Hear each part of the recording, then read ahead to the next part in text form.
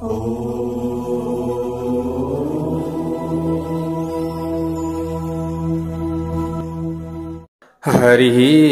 ओम। स्वस्ति श्री गणेशाय नमः। ओम नमो भगवते वासुदेवाय। ओम नमः शिवाय।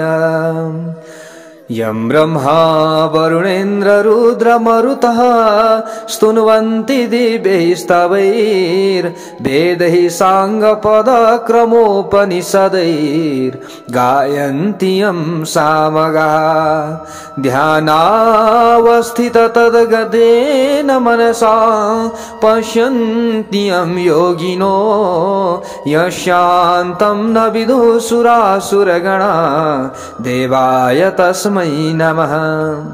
श्रीमच्चन्दन चर्चितो ज्वलवपु शुक्लाम्बरा मल्लिका मालालंकृत कुण्डला प्रविलसन् मुक्तावली शोभिता सर्वज्ञान निदान पुस्तकधरा रुद्राक्षमालाकरा वाग्देवी वदनाम्बुजे वसतु मे त्रैलोक्य माता चिरम्।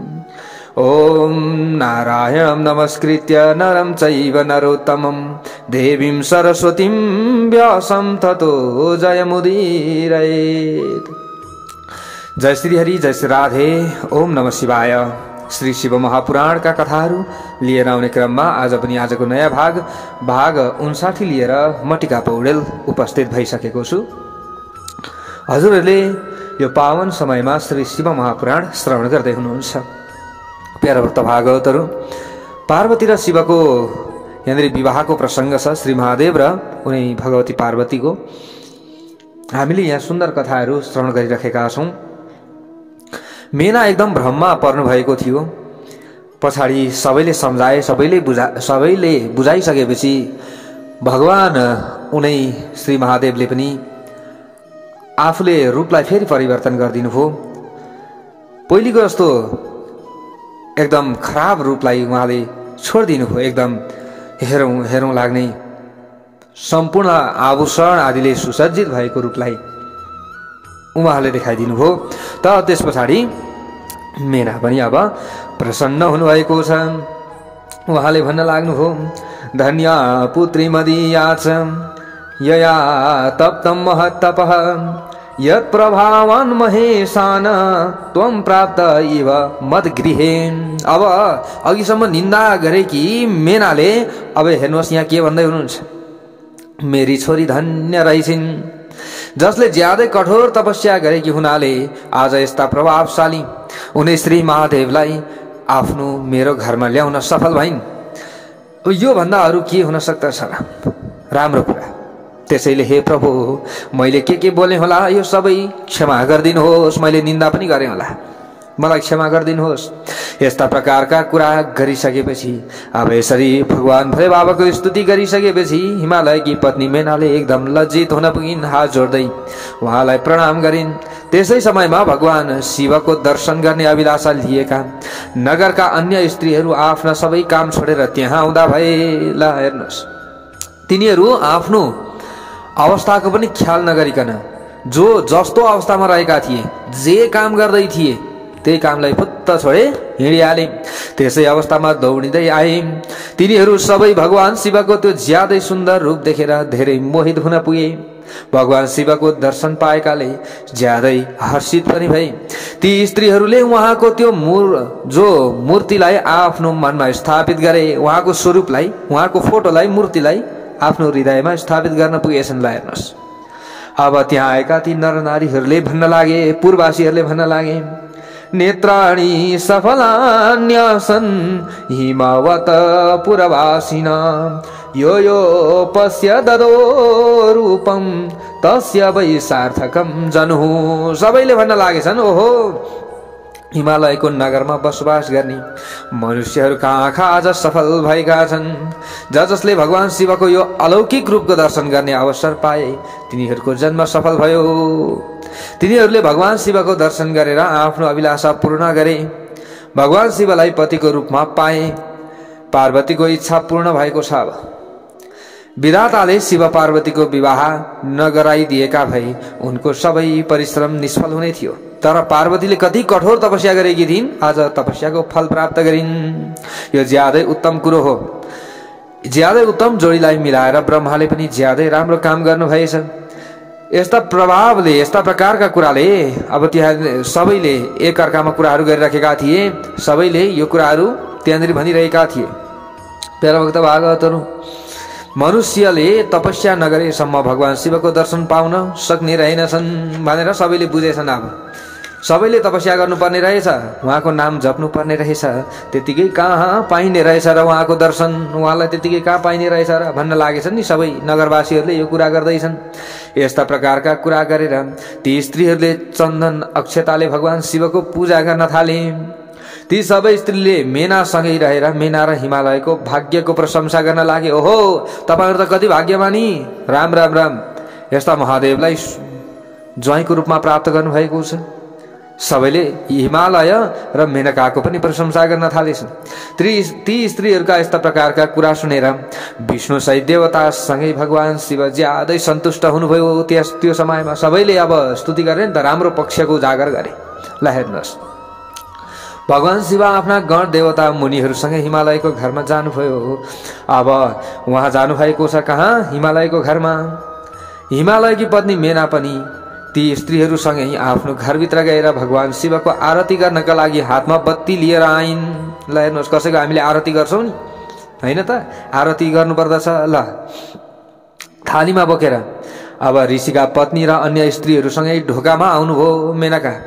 ल हेर्नुहोस्, त्यहाँ आएर मेनाले सबै देवताले सेवा गर्ने भगवान शिवलाई ज्यादै प्रेमपूर्वक हेर्न लाग्नुभयो। अब उहाँको शरीरको कान्ति ज्यादै चम्किलो थियो। उहाँको एउटा मुख र 3वटा आँखा थिए। त्यो समयमा उहाँको अनुहारमा मन्द मुस्कान फैलिएको थियो। उहाँ अनेकौं प्रकारका रत्न र सुनले सजाउ भइरहनु भएको देखिनु। सबैले हेर्दाखेरि नि अघि त्यो सर्प सबै गहना बनिसकेका छन् नि त, होइन? अब उहाँले आफ्नो घाँटीमा माला र शिरमा रत्नमय मुकुट लगाउनु भएको छ। उहाँको अनुहार उज्जवल कान्तिले प्रकाशमय भइरहेको थियो। यसै गरी उहाँका हातमा सुन्दर बाला र बाजुबन्दले सजिएका थिए। हातहरू ल हेर्नुहोस्, अग्नि जस्तै निर्मल, अतुलनीय, सूक्ष्म, विचित्रमय गहना र कपडाले उहाँको शोभा बढाइरहेको थियो। उहाँको शरीरका अङ्ग चन्दन कस्तुरी आदिले मनमोहक भइरहेका थिए, कुमकुमले विभूषित भएका थिए। उहाँको शरीरका अङ्गमा चन्दन कस्तुरी मनमोहक भइरहेको थियो। ल हेर्नुहोस्, मनमोहक यानि कि कुमकुमले विभूषित भएको थियो। यसको मतलब उहाँले आफ्नो हातमा रत्नमय ऐना लिनुभएको थियो भने उहाँका दुवै आँखा गाजलले सुशोभित भएका थिए। उहाँले आफ्नो कान्तिले सबैलाई ढाक्नु भएको थियो। उहाँको प्रभाव थियो नि त त्यो समयमा। ल हेर्नुहोस्, उहाँ कामिनीहरूका लागि ज्यादै कामुक हुनुभएको अनुभूति हुन्थ्यो। उहाँ अति शान्त हुनुहुन्थ्यो। उहाँको अनुहार कोटी चन्द्रमा भन्दा पनि धेरै आनन्ददायक थिए। उहाँका अङ्गहरूको छवि करोडौं कामदेवको भन्दा पनि धेरै मनमोहक थियो। यस्ता प्रकारको ज्यादै सुन्दर स्वरूप हुनुभएका भगवान अब शिव ज्वाइँको रूपमा आफ्नो अगाडि उभिनु भएको देखेर मेना अत्यन्त आनन्दित हुनुभएको छ। अब आनन्दको यहाँ ठेगानै छैन। महासागरमा डुबेर आफ्नो पार्वती हिमालय र आफ्नो समग्र कुलको भाग्यको धेरै धेरै प्रशंसा गर्न लाग्नुभयो नि। अब मेनाले अघिसम्म चाहिँ हामीले अर्को भागमा श्रवण गरेका थियौँ नि, ओहो म त दिन्न यस्तालाई छोरी भन्दै हुनुहुन्थ्यो। अहिले अब फेरि आफ्नै प्रशंसा गर्न लाग्नुभयो। आफूलाई कृतार्थ सम्झिँदै पटक पटक हर्षको अनुभूति गर्न लाग्नु। मेनाको अनुहार प्रसन्नताले चम्किएको थियो। आफ्नो ज्वाइँको शोभा अवलोकन गर्दा उहाँको आरती अब गर्न एकदम लागेको थियो नि त, होइन? आफ्नो ज्वाइँको त्यो शोभाको अवलोकन गर्न थाले। हेर्नुहोस्, मेनाले पार्वतीले भनेका कुरा पटक पटक सम्झिएर उनी ज्यादै आश्चर्यचकित भइरहेकी थिइन्। उनले ज्यादै प्रसन्न हुँदै मनमा नै भगवान शिवका अङ्गहरू पार्वतीले पहिले बताएका भन्दा धेरै सुन्दर रहेछन्। ओहो, उहाँको सौन्दर्यका विषयमा वर्णन गर्न असम्भव रहेछ भन्न थालिन्। अब हेर्नुहोस् है, यस्ता प्रकारको कल्पना गरेन मेना आफ्नो घरभित्र पसिन्। अब आफ्नो घरभित्र लागिन्। प्यारा भक्त भागवतहरू, अब यहाँनिर विवाहको माहौल छ। यसै गरी त्यहाँ आएका युवतीहरूले पनि भगवान शिवको ज्यादै सुन्दर रूपको धेरै धेरै प्रशंसा गर्न लागे। ओहो, कति राम्रा भन्न लागे नि सबैले। ल हेर्नुहोस् है, अब तिनीहरूले भन्दैछन् यहाँ प्यारा भक्त भागवतहरू, कि हिमालयकी छोरी पार्वती धन्य भइछिन्। ओहो कति धन्य धन्य नि। अब अन्यले पनि भनिरहेका छन् हामीले त आजसम्म यस्तो वर देखेकै थिएनौँ, यति सुन्दर यति राम्ररी सजिएका। ओहो हिमालयको त भाग्य नै रहेछ, भाग्य खुलेछ। कुनै समयमा मनमा पनि यस प्रकारको वरको कल्पना पनि गरेका थिएनौँ, कहिले पनि यस्तो हुन्छ होला भन्ने सोचेकै थिएनौँ, तर आज प्रत्यक्ष देखियोला। उहाँलाई पाएर पार्वती पनि धन्य भइन्, पक्कै पनि धन्य हुनेछिन्। अब भगवान शिवको यो रूप देखेर देवताहरू ज्यादै हर्षित भए। त्यो समयमा गन्धर्वहरूले उहाँको यस गान गाउन लागे, अप्सराहरू नाच्न लागे, बाजा बजाउनेहरूले सुमधुर ध्वनिमा अनेकौं प्रकारका कला देखाउँदै बाजा बजाउन लागे।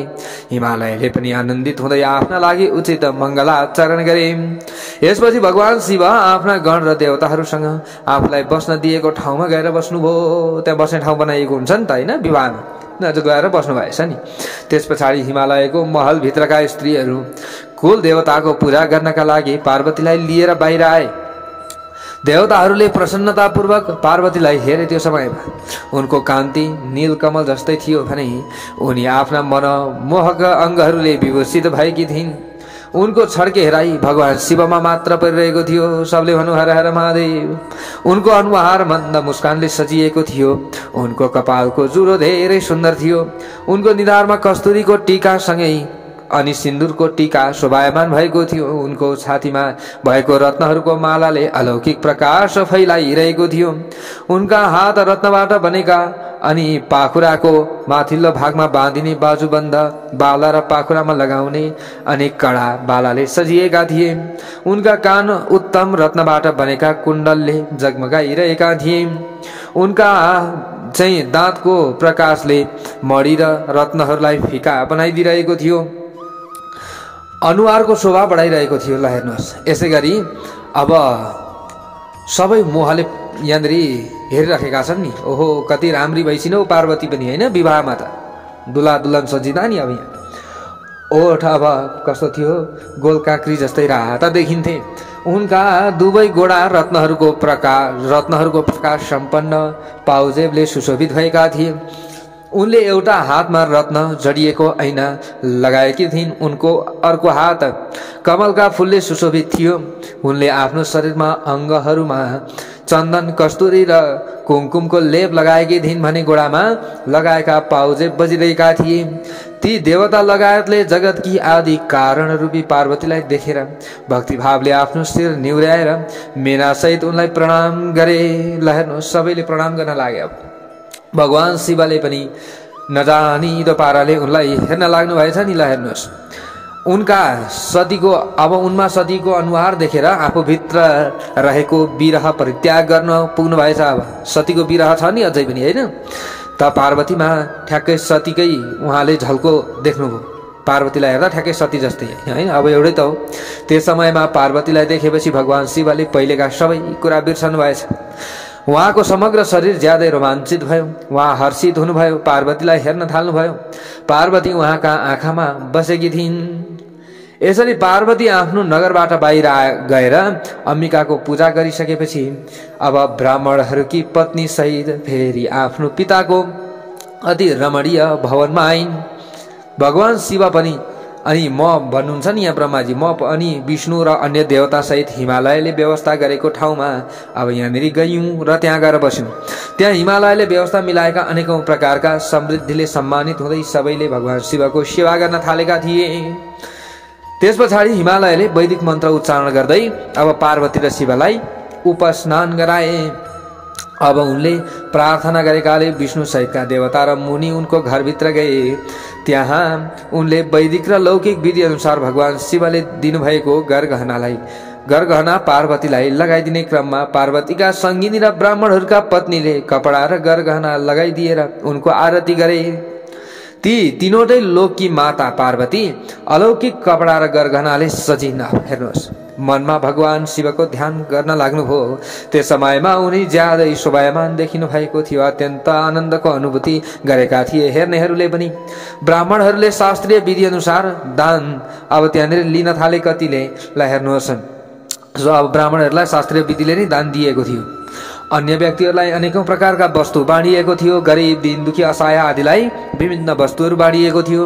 उत्सव मनाइयो, गीत र बाजा लगायतले सबैलाई मनोरञ्जन गराइयो। त्यस पछाडि ब्रह्माजी भन्नुहुन्छ, हे नारद, म विष्णु इन्द्र सहितका देवता र मुनि ज्यादै आनन्दित भयौँ।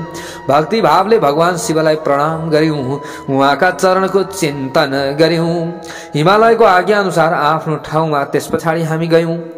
कन्यादान गर्ने समय भएकाले हिमालयका पुरोहित गर्गले उनलाई भगवान शिव र जन्तीलाई आमन्त्रण गर्न लगाए। त्यस पछाडि हिमालयका मन्त्रीहरूले अब गएर वर र जन्तीलाई तत्कालै आउन अनुरोध गर्दै भने, अब कन्यादान गर्ने उचित समय भएकाले तपाईहरू चाँडो मण्डपमा आउनुहोला।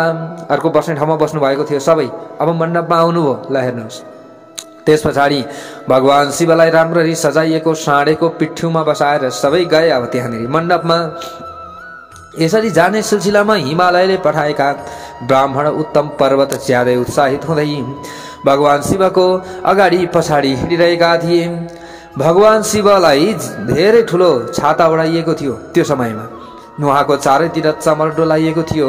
म विष्णु इन्द्र र लोकपाल आदि लागेका थियौँ भन्नुहुन्छ नि यहाँ ब्रह्माजीलाई। हेर्नुहोस्, ब्रह्माजी भन्नुहुन्छ म पनि थिएँ। त्यस समयमा चारैतिर फैलिएको विचित्र किसिमका बाजा, सङ्गीत, मङ्गलमय वचन, वीणा, बाँसुरी, दमाहाको आवाजले सबैका कानलाई आनन्दित बनाइरहेको थियो। यिनीहरूसँगै अब भगवान शिव आफ्नो तेजले परिपूर्ण भएर हिँडिराख्नु भएको थियो। त्यस समयमा सबै देवताले उहाँको सेवामा लाग्दै उहाँमाथि फुलको वर्षा गराइरहेका थिए। यसरी भगवान शिव विवाहको मण्डपमा जानुभयो। त्यहाँ उत्तम पर्वतहरूले भगवान शिवलाई साँडेबाट ओह्रालेर उहाँलाई भित्र लिएर गए। हिमालयले पनि आफ्नो घरमा आउनुभएका भगवान शिवलाई विधिपूर्वक प्रणाम गरेर उहाँको आरती गर्न लागे। प्यारा भक्त भागवतहरू यस पछाडि उनले आफ्नो भाग्यको प्रशंसा गर्दै देवता र मुनिहरूलाई पनि प्रणाम गरे। त्यस समयमा हिमालयले विष्णुसहित भगवान शिवलाई अनि अन्य मुख्य देवताहरूलाई पाद्य अर्घ्य समर्पण गरेर आफ्नो घरभित्र लिएर गए। अब यसरी आफ्नो घरभित्र लगेर आँगनमा रत्न जडिएको सिंहासनमा मिलाई अब यहाँनिर बसाए सबैलाई मिलाएर। ब्रह्माजी भन्नुहुन्छ, मलाई, विष्णुलाई, भगवान शिवलाई र अन्य विशिष्ट व्यक्तिहरूलाई बसाउनु हिमालयले। त्यस समयमा मेना आफ्ना सङ्गिनी ब्राह्मणहरूकी पत्नीहरूसँग आएर आरती गरेपछि अब कर्मकाण्डका ज्ञाता भगवान शिवलाई मधुपर्क चढाउने सहितका आवश्यक सबै कार्य सम्पन्न गरिन्। यसपछि मेरो अनुरोधमा पुरोहितको प्रस्ताव अनुसार मङ्गलमय कार्य प्रारम्भ भयो भन्नुहुन्छ ब्रह्माजी यहाँनिर नारदजीलाई। यसरी मङ्गल कार्य आरम्भ भएपछि हिमालयले म र विष्णुसहित भगवान शिवलाई अब लगे। हेर्नु सबैले अब हिमालयले लिएर गए भित्र, जहाँ पार्वती पहिलेदेखि नै बसिरहनु भएको थियो त्यहाँ लिएर गए। यसपछि बृहस्पति समेतका विद्वान ज्यादै उत्साहित हुँदै कन्यादानका लागि उचित लग्नको प्रतीक्षा गर्न लागे। अब कन्यादान हुने ठाउँमा लिएर गए। गर्ग ऋषिले स्वस्ति वाचन गर्दै पार्वतीको अञ्जुलीमा चामल भरे। ल हेर्नुहोस्, अनि भगवान शिवमाथि अक्षता छर्किए। त्यहाँ पार्वतीले दही, अक्षता, कुश र जलले भगवान शिवको पूजा गरिन्, जसलाई प्राप्त गर्न पार्वतीले ज्यादै कठोर तपस्या गरेकी थिइन्। उहाँ भगवान शिवलाई ज्यादै प्रेमले हेर्दै उनी त्यहाँ शोभायमान भइरहेकी थिइन्। त्यसपछि मेरो र गर्गको अनुरोध स्वीकार गर्दै भगवान शिवले लौकिक विधि अनुसार पार्वतीको पूजा गर्नुभयो। ल शिवजीले पनि पार्वतीको पूजा गर्नुभयो। यसरी एक अर्काको पूजा गरेर पार्वती सहित भगवान शिव सुशोभित हुनु भइरहेको थियो। त्यो समयमा उहाँहरू एक अर्कालाई हेरिरहनु भएको थियो। दम्पतिको अब लक्ष्मी सहितका देवीहरूले विशेष रूपमा आरती गरे। त्यो समयमा दुवैजना दम्पतिको नि सबैले के गरे, पूजा गरे, आरती गरे। यसै समयमा गर्गको आज्ञा अनुसार मेना सहित हिमालयले कन्यादान दिने कार्य आरम्भ गरे। अब लग्नको बेला आइसकेपछि कन्यादानको यहाँनिर कार्य सुरु भयो। त्यस समयमा आफ्नो हातमा सुनको कलश लिएकी मेना पति हिमालयको दाहिने भागमा बसेकी थिइन्। ल हेर्नुहोस् है, यसरी दाहिने भागमा बसेकी थिइन्। त्यसपछि आफ्ना पुरोहित सहित हर्षित भएका हिमालयले पाद्य सहितले वरको पूजा गरेर वस्त्र, चन्दन र आभूषणले उहाँलाई वरण गरेपछि उनले ब्राह्मणहरूसँग भने, ल हेर्नुहोस्, कन्यादान दिने बेलामा कतापट्टि बस्नुपर्ने रहेछ भन्ने कुरा पनि हामीले यहाँबाट बुझ्छौँ। यस्ता सासाना कुराहरू नि हामीले बुझ्ने हो। ल हेर्नुहोस्, आफ्नो पतिको हिमालयको दाहिनेपट्टि बस्नु भएको थियो को मेना, त्यसरी नै हामीले पनि बस्नु पर्यो भन्ने कुरो बुझ्नु पर्यो कन्यादानको बेलामा चाहिँ, होइन? यो कुरा छ। अब यहाँ सुत्ने बेलामा स्थान अलग हुन्छ फेरि, अरू अरू अलग हुन्छ नि यहाँ कार्य विषय। अब हिमालयले यहाँनिर भन्नुभयो अब कन्यादान गर्ने समय भएकाले अब तपाईँहरूले कन्यादान दिने सङ्कल्प रूपी मन्त्र पढ्नुहोस्। ल पढ्नुहोस्। अब त ती ब्राह्मणहरूले भन्न लागे, ती सबै ब्राह्मणहरू समयका ज्ञाता थिए, यसकारण हुन्छ भनेर तिनीहरू सबैले तिथि सहितका बारेमा बताउन लागे। त्यसपछि भगवान शिवबाट मनमा नै अभिप्रेरित भएका हिमालयले हाँस्दै उहाँसँग भने, तपाईँले आफ्नो गोत्र, प्रवर, कुल, नाम, वेद र शाखा बताइदिनुहोस्। ल हेर्नुहोस् है प्यारो भक्त भागवतहरू, अब चाहियो नि त, विवाहमा त सबै चाहिन्छ। गोत्र चाहियो, प्रवर चाहियो, कति प्रवर हो, कुल कुन हो, नाम के हो, होइन, यो सबै चाहिन्छ।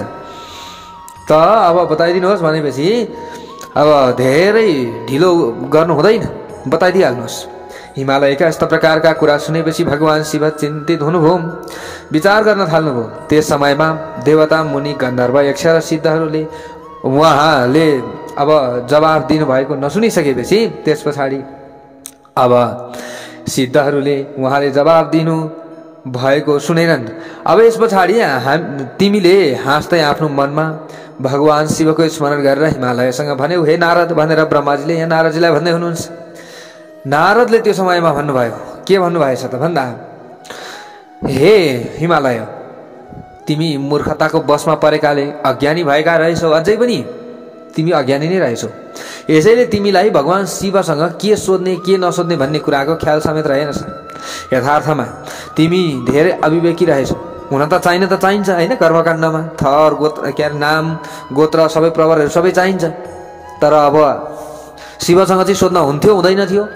अब यहाँनिर कसले भन्दै हुनुहुन्छ, नारदले भन्दै हुनुहुन्छ, तिमीले अहिले भगवान शिवसँग आफ्नो गोत्र बताउन अनुरोध गर्यौ, तिम्रा कुरा अपमानजनक छन्। उहाँको गोत्र, कुल र नामका विषयमा विष्णु र ब्रह्मालाई पनि थाहा छैन भने अरूको के कुरा गर्छौ? जसमा एक दिनमा करोडौं ब्रह्म प्रलय विलय हुन्छ, उहाँ भगवान शिवलाई आज तिमीले पार्वतीको तपस्याका बलले प्रत्यक्ष रूपमा देख्न पाएका छौ।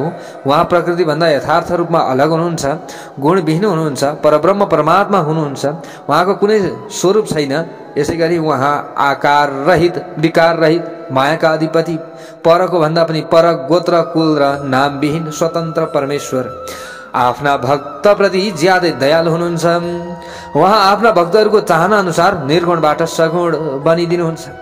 आकार विहीन भएर पनि ज्यादै सुन्दर शरीर धारण गर्नुहुन्छ। नाम रहित भएर पनि नाम सहितको हुनुहुन्छ। गोत्र विहीन भएर पनि गोत्र, उत्तम गोत्र सम्पन्न हुनुहुन्छ। कुल रहित भएर पनि कुलीन हुनुहुन्छ। यहाँनिर आज पार्वतीको यहाँ तपस्याका प्रभावले तिम्रो ज्वाइँ बन्न आउनु भएको छ। भगवान शिवले समग्र जगतलाई मोहमा पारिदिनु भएको छ। यसकारण जस्तो सुकै ज्ञानीले पनि भगवान शिवका विषयमा यथार्थ रूपमा जान्न र बताउन सक्दैनन्। बुझ्नुभयो तपाईँले? हिमालयसँग यस्ता प्रकारका कुरा गरेपछि भगवान शिवको चाहना अनुसारको कार्य गर्ने जो नारदजी हुनुहुन्थ्यो, नारदजीले फेरि भन्न लाग्नुभयो, मेरो कुरा ध्यानपूर्वक सुन्नुहोला। मेरो कुरा ध्यानपूर्वक सुनेपछि आफ्नी छोरीको हात भगवान शिवको हातमा दिनुहोला। आफ्नो लीलाका आधारमा रूप धारण गर्नुहुने भगवान शिवको गोत्र र कुल नाद नै भन्ने कुरा राम्ररी बुझ।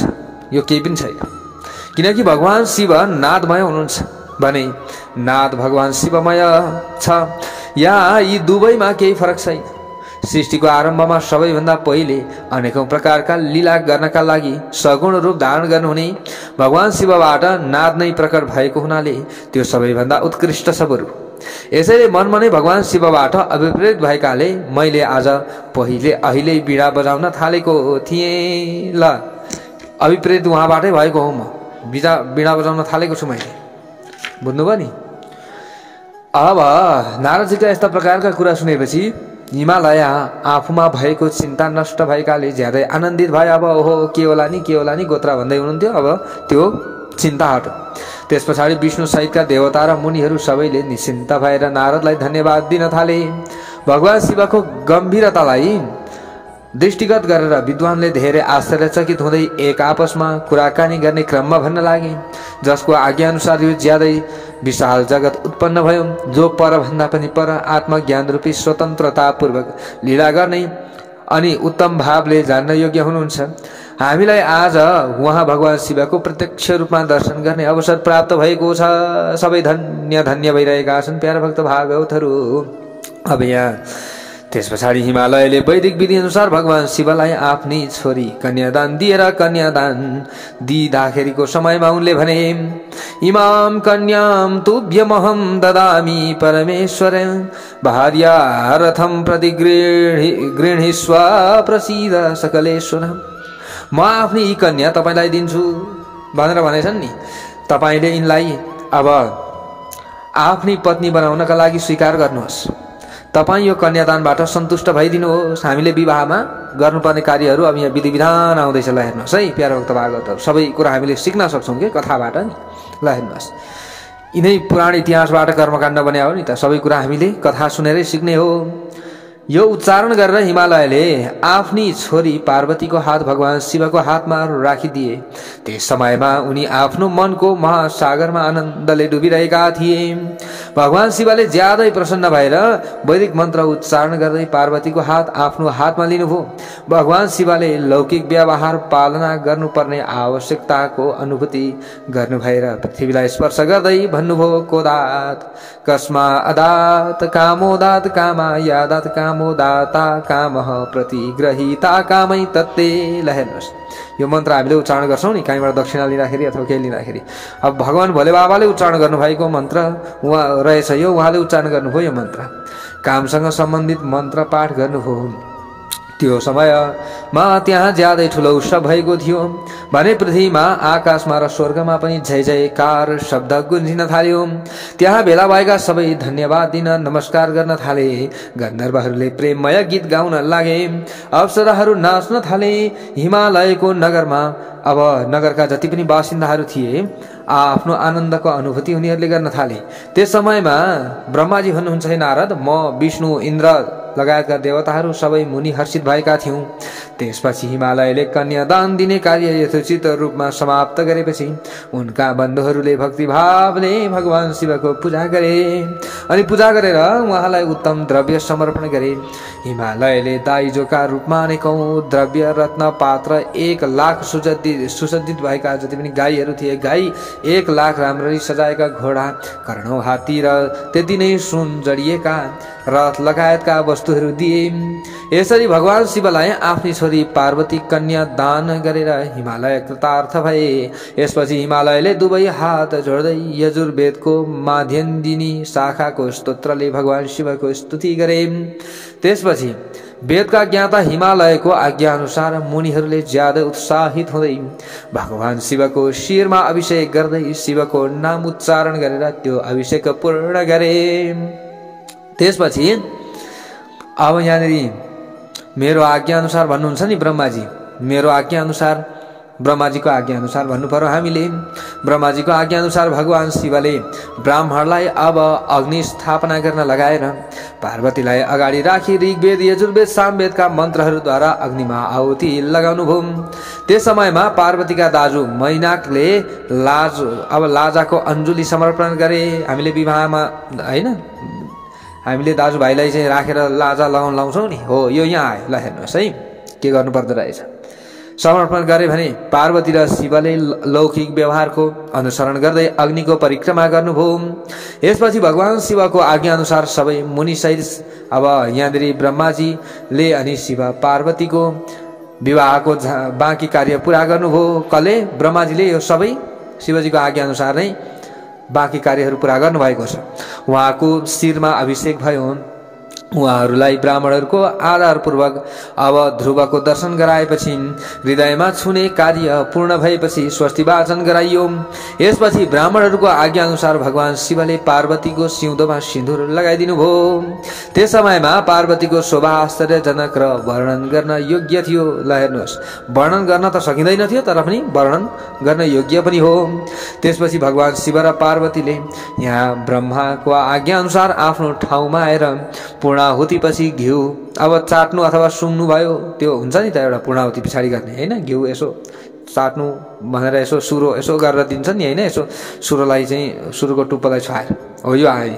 यसरी विधिपूर्वक त्यो वैदिक यज्ञ पूरा भएपछि भगवान शिवले अब भन्नुहुन्छ भगवान शिवले यहाँ ब्रह्माजी भन्नुहुन्छ नारदजीलाई मलाई के गर्नुभयो, ब्रह्माजीलाई पूर्णपात्र दान दिनुभयो। अन्तिममा पूर्णपात्र गर्नुपर्छ। ल हेर्नुहोस्, आचार्यलाई गाई दान गर्नुभयो, उहाँले मङ्गलदायक ठुला दान पनि गर्नुभयो। त्यसपछि उहाँहरूले धेरै ब्राह्मणहरूलाई अलग अलग सय सुनका मुद्रा दिनुभयो। त्यो समयमा देवता र चराचर जीव ज्यादै हर्षित हुँदै ठुला आवाजमा उहाँहरूको जय जयकार गरिरहेका थिए भने बाजाहरूले मनमोहक ध्वनि गुन्जाइरहेका थिए। आनन्दित बनिरहेको थियो। त्यो समय त्यो वातावरण एकदम राम्रो थियो। यसपछि विष्णु अनि ब्रह्मा, देवता, ऋषि तथा अन्य सबै हिमालयसँग अनुमति लिएर आफ्नो ठाउँमा गए। ल हेर्नुहोस्, विवाह भइसकेपछि त्यस समयमा हिमालयको नगरमा आएका स्त्रीहरूले आनन्दित हुँदै शिव पार्वतीलाई घरभित्र लगे। त्यहाँ तिनीहरूले वर वधुलाई लौकिक आचरण सम्पन्न गर्न लगाएपछि स्त्रीहरू अनि उहाँहरूलाई अब ती स्त्रीहरूले उहाँहरूलाई लिएर हँसी ठट्टा गर्ने कोठामा गएर त्यहाँ पनि लौकिक आचरण पुरा गरे। यसपछि तिनीहरूले नजिकमा आएर उहाँहरूलाई रतिक्रीडा गर्ने घरमा पुर्याएर उहाँहरूको लगन गाँठोको अब गाँठो फुकाउने कार्य सम्पन्न गरिदिए। त्यो समयमा नवदम्पति हेर्न 16वटी अलौकिक नारी त्यहाँ आए। तिनीहरूको नाम सरस्वती अनि के थियो त भन्दा लक्ष्मी, अर्की सावित्री, गंगा अनि अदिति, सची, लोपा, मुद्रा अनि त्यस्तै गरी अरुन्धती, अहिल्या, तुलसी अनि स्वाहा, रोहिणी, पृथ्वी, शतरूपा, संज्ञा र रति उनीहरू आएका थिए। यसै गरी त्यहाँ देवकन्या, नागकन्या, मुनिकन्या पनि आइपुगे। त्यस समयमा त्यहाँ आएका स्त्रीहरूको गणना गर्न सम्भवै थिएन, असम्भव थियो। कति थिए? अब उनीहरूले दिएको रत्नमय सिंहासनमा भगवान शिव आनन्दसँग बस्नु भएको थियो। त्यस समयमा उनीहरूले भगवान शिवसँग अनेकौं प्रकारका ठट्यौली गरे। यसपछि भगवान शिवले आफ्नी पत्नी सहित भोजन गरेपछि आचमन गरेर कपुर हालेको पान खानुभयो। ल हेर्नुहोस्, त्यसै समयमा ज्यादै अनुकूल भएको अनुभूति गरे कि जो रतिले भगवान शिवसँग भनिन्, तपाईले पार्वतीसँग विवाह गरेर दुर्लभ भाग्य प्राप्त गर्नुभएको छ। मैले अहिलेसम्म आफ्नो स्वार्थ रहित पतिलाई भस्म गराउनु भएको कारणका विषयमा जान्न सकिरहेकी छैन। हे महादेव, तपाईले के गर्नुभएको? आफू त यसरी रमाइरहनु भएको छ त, मेरा स्वामीलाई त, मेरा पतिलाई चाहिँ भस्म बनाइदिनु भयो, के हो यो चक्कर? यसरी अब रतिले भन्न लाग्नुभयो। अब मेरो पतिलाई जीवित गराइदिनु भए हुन्थ्यो। जीवित गराइदिनु भएर आफ्नो मनमा काम वासना जगाएर तपाईँ मलाई अब समान रूपमा प्राप्त भएको वियोग रूपी सन्ताप हटाउनुहोस्। तपाईको विवाह रूपी उत्सवमा म बाहेक सबै खुसी भएका छन्। सबै खुसी छन्, तर म चाहिँ दुखी छु, किनभने तपाईमा काम वासनै जाग्दैन हैन, तपाईमा काम नै आउँदैन। तपाईले कामलाई जगाइदिनु पर्यो, मेरा स्वामीलाई जगाइदिनु पर्यो के तपाईले अब? किनकि म मात्र आफ्नो पति विहीन भएकी हुनाले दुःखमा डुबेकी छु। अब पतिविहीन हुनु, पत्नीविहीन हुनु त तपाईलाई पनि थाहा छ होला कस्तो हुन्छ, मलाई कस्तो भएको होला। तपाईले मलाई दिनुभएको वचन पूरा गरेर मलाई पति सहित बनाइदिनुहोस्। यो चराचर जगतमा तपाईँ बाहेक अन्य कसैले मेरो दुःख निवारण गर्न सक्दैन। यसकारण सबैलाई आनन्दित बनाउने तपाईँ नै हुनुहुन्छ। विवाह रूपी उत्सवमा मलाई पनि आनन्दित बनाइदिनुहोस् हे परमेश्वर, किनकि मेरो प्राणभन्दा प्यारा पति जीवित भएपछि मात्र आफ्नी प्यारी पार्वतीसँग तपाईको विहार परिपूर्ण हुनेछ। नत्र तपाईमा काम वासनै जाग्दैन, कसरी विहार परिपूर्ण हुन्छ त? हुँदैन नि। त्यसैले मेरा पतिलाई जगाइदिनुहोस्। तपाईँ परमात्मा हुनुभएकाले सबै कार्य गर्न सक्षम हुनुहुन्छ। गर्ने नगर्ने सबै अरूले गर्न नसक्ने हजुरले नै गर्नुहुन्छ। तपाईले तत्कालै मेरो पतिलाई जीवित गराइदिनुहोस् प्रभु। यस्ता प्रकारका कुरा गरेपछि रति पोको पारेर राखेको कामदेवको खरानी, शरीरको जुन खरानी थियो त्यो खरानी भगवान शिवलाई दिएर हानाथ हानाथ भन्दै रुन लागिन्। त्यो समयमा ल हेर्नुहोस्, अघि त पोको बनाएकी थिए नि त हैन, अस्ति हामीले कथामा सुनेका थियौँ।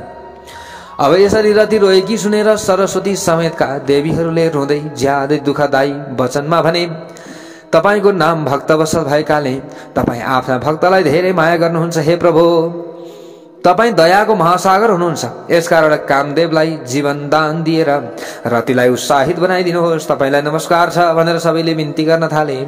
तिनीहरूका कुरा सुनेर भगवान शिव ज्यादै प्रसन्न हुनुभयो। उहाँले तत्कालै रति प्रति कृपा गर्नुभयो।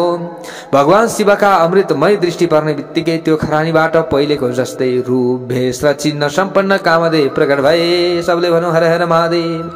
आफ्नो पतिलाई पहिलेको जस्तै रूप आकृति मन्द मुस्कान र धनुष बाण सम्पन्न देखेपछि रतिले भगवान शिवलाई प्रणाम गरिन्। उनले पति सहित भएर हात जोड्दै आफ्नो पतिलाई जीवित गराइदिनु हुने भगवान शिवको पटक पटक स्तुति गान गर्न लागिन्। अब आफ्नी पत्नी सहित कामदेवले गरेको स्तुति सुनेर ज्यादै प्रसन्न हुनुभएका भगवान शिवले भन्नुभयो, आफ्नी पत्नी सहित तिमीले मेरो स्तुतिबाट म प्रसन्न भएको हुनाले तिम्रो स्तुतिबाट तिमीले गरेको स्तुतिबाट म प्रसन्न भएका कारणले गर्दा अब तिमीले वर माग म दिन्छु। म तिमीलाई तिम्रो अभिलाष अनुसारको वर दिन्छु। भगवान शिवका यस्ता प्रकारका कुरा सुनेपछि प्यारा भक्त भागवतहरू धेरै आनन्दित हुनुभएका कामदेवले अब हात जोडेर शिर निहुर्याउँदै विनम्रतापूर्वक यहाँनिर भन्न लागे भनेसम्मका कथालाई आज हामीले श्रवण गर्यौं। अब यहाँबाट उता भोलि हामीले कथा श्रवण गर्नेछौं। सबले भनौं हर हर महादेव।